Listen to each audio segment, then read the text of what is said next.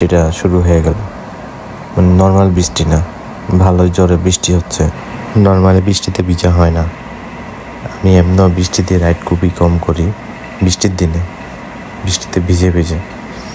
তা আজকে হঠাৎ মনে হলো যে না, একটু ভিজতে থাকি। আর দাঁড়িয়েছিলাম, আসলে জায়গায় একটু দাঁড়িয়েছিলাম, কিন্তু দেখলাম যে বৃষ্টি কমতেছে না। তারপর চিন্তা করলাম আজকে সারাদিন দাঁড়িয়ে থাকলে মনে হয় বৃষ্টি থামবে না, যে বৃষ্টি শুরু হয়েছিল। তাই আবার বাইকে উঠে গেলাম, যাচ্ছি।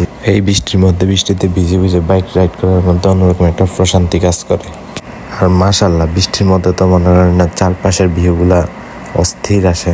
আমি মনে হয় এমন বৃষ্টি হলে, সারাদিন যদি বৃষ্টি হয়, সারাদিন বৃষ্টির মধ্যে ভাবে রাইড করতে পারবো, আমার কাছে কোনো প্যারা লাগবে না।